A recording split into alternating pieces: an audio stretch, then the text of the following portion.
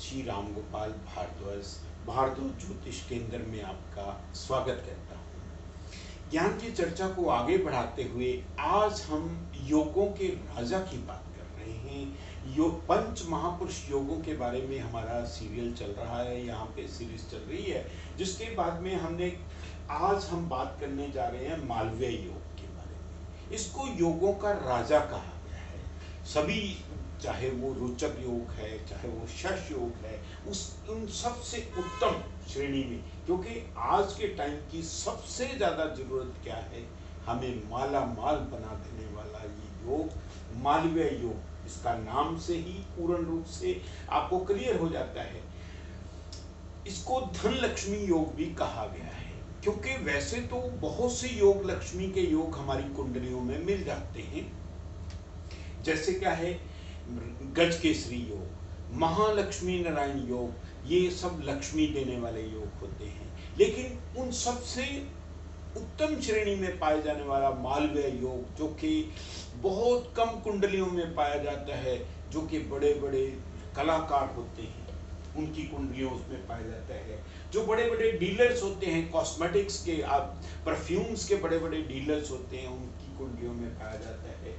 जो आर्टिस्टिक लोग होते हैं, जो पेंट में मास्टर लोग होते हैं, जैसे कई बार आपने देखा है कि ये पेंट जो है, पेंटिंग उनकी 50 लाख में, 2 करोड़ रुपए में गई है, तो उनमें मालवीय योग का होना, ये संगीत से रिलेटेड है।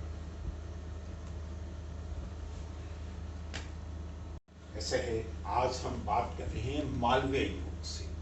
शुक्र द्वारा निर्मित, शुक्र जब अपनी स्वयं राशि में हो, शुक्र जब अपनी उच्च राशि में हो, शुक्र की 2 राशियां हैं, आप लोगों को मालूम है।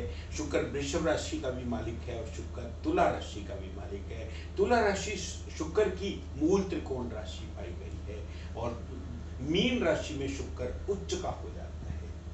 अब सबसे इसकी कंडीशंस होती हैं, जैसे कि हमारी सीरीज में ये आपने देखा होगा कि जब भी ये शुक्र अब केंद्र में विराजमान होगा, अपनी स्वयं राशि में विराजमान होगा, ये आपको एग्जाम्पल के लिए कुंडली बनाई गई है। जैसे कि तुला लगन में शुक्र अगर विराजमान होगा तो अपनी परम राशि में, जो समझ लो मूल त्रिकोण की राशि है, जब उसमें विराजमान होगा तो ये शुक्र मालवीय योग बनाएगा। अगर ये वृषभ राशि में, जो शुक्र की साधारण राशि है, अगर उसमें विराजमान होगा तब भी मालवीय योग पाया जाएगा। अगर शुक्र मीन राशि में, अपना उच्च राशि में विराजमान होगा तो ये पूर्ण रूप से उच्च दर्जे का नंबर 1 का मालवीय योग। अब मालवीय योग बनता तो ऐसे है, आपको मालूम है कि शुक्र जब भी अपनी उच्च राशि में या स्वयं राशि में केंद्र में विराजमान हो, केंद्र की घर 1, 4 और 7 और 10 होते हैं। अगर शुक्र यहाँ पे 12वीं राशि में विराजमान हो चुका तो वो मालवीय योग में नहीं आएगा। अगर शुक्र तुला राशि में विराजमान हो, दूसरे घर में विराजमान हो, तो वो मालवीय योग में नहीं आएगा।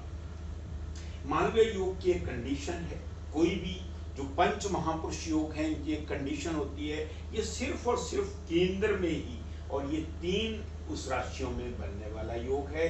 शुक्र की अपनी 2 राशियां हैं, शुक्र की अपनी तीसरी राशि उच्च राशि है, जो कि मीन राशि है। ये अब एक कंडीशन और एप्लीकेबल होती है, शुक्र जो हो, अब इस कुंडली का योग कारक ग्रह होना चाहिए। अब जैसे क्या है, तुला लगन की कुंडली में ये लगन का ही मालिक है, पूर्ण रूप से उच्चतम दर्जे का ये मालवीय योग बनाने में सक्षम हो जाएगा, जो कि आपको माला माल कर देगा, जो कि आपको हर जगह पे टॉप पोजीशन पे ले आएगा। इसी तरह से ये वृषभ लगन की कुंडली में भी पूर्ण रूप से बनने वाला योग है। इसी तरह से मिथुन लगन की कुंडली में, क्योंकि मिथुन लगन की कुंडली में जो पंचमेश है वो शुक्र का घर होता है। शुक्र जब अपनी उच्च राशि में अगर बैठा हो तो मालवीय योग बनता है। ये पूर्ण रूप से मालवीय योग बहुत बड़ा कलाकार बनाने में सक्षम होता है। पोइट और पेंटिंग में, और बड़े बड़े जितने भी एक्टर होते हैं हमारे समाज में, बहुत बड़े नेता अभिनेता जिनमें उनकी कुंडलियों में पाए जाने वाला ये राजयोग है। इनको योगों का राजा इसलिए कहा गया है कि आज हम कलयुग में रह रहे हैं। कलयुग में हमें क्या चीज चाहिए? हमें वो सब सुख साधन चाहिए, ऐश्वर्य सुख हमें चाहिए। ऐश्वर्य सुखों का कारक ग्रह कौन है? शुक्र है। वैभव सुखों का, वैभव लक्ष्मी किसको नहीं चाहिए आज के टाइम में। हर कोई आदमी सोचता है मेरे पास बड़ी गाड़ी हो, मेरे पास बड़ा घर हो, मेरे पास हर कमरे में एसी लगा हो, हर गाड़ी में एसी हो। तो इसमें क्या है, ये सुख है, वैभव सुख, इसको हर आदमी की जरूरत भी है। और इस तरह से अगर ये शुक्र किसी की कुंडली में भी पाया जाता है, इन 3 लग्न में, तुला राशि में केंद्र में बैठा है, या केंद्र में यानी कि मीन राशि में बैठा है, या केंद्र में ही वृषभ राशि में बैठा है, चाहे वो बैठा कहीं पे भी है 4 घरों में, इसका मतलब ये नहीं है कि 7 नंबर में यहाँ पे ही बैठा होना चाहिए। वही कुंडली में मीन लग्न की कुंडली भी हो सकती है, शुक्र लग्न में भी बैठ सकता है। इसी तरह से वृषभ लग्न की कुंडली भी हो सकती है, और शुक्र यहाँ पे भी 12वें नंबर में, कन्या राशि में 12 नंबर में अति उत्तम पाया जाएगा योग। क्यों? क्योंकि वहां पे पूर्ण रूप से शुक्र का भी बहुत बड़ा रोल है। मिथुन राशि में भी बहुत बढ़िया दर्जे में पाया जाएगा शुक्र, क्योंकि शुक्र वहां पे योग कारक ग्रह होने के कारण पूर्ण रूप से।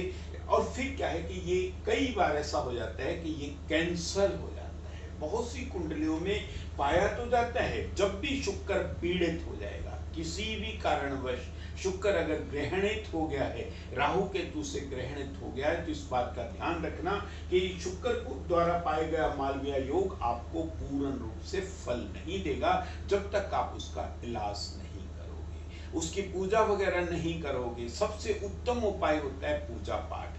दूसरा क्या है, ये जैसे क्या है, ये मालवीय योग जो है धन लक्ष्मी देने वाला है, तो लक्ष्मी माँ की पूजा, दुर्गा की पूजा, पूर्ण रूप से आपको दुर्गा सप्तशती पाठ करना चाहिए, ताकि वो पूर्ण रूप से आपका योग कारगर सिद्ध हो। ये फल कब देगा? फल देने वाला ये योग जब अपनी दशा अंतर्दशा, कोई भी ये चाह रहा है कि मेरे को इस ज्ञान, इस टॉपिक की, ज्ञान की गंगा में ये वाली सीरीज पे या ये वाले टॉपिक पे ज्ञान चाहिए, या इस पे आप अपना रोशनी डालिए, मैं आप लोगों का जो भी कोई आपका वो होगा, उसमें रिक्वायरमेंट होगी, मैं फुलफिल करने की पूरी कोशिश करूँगा। God bless you all. Thank you.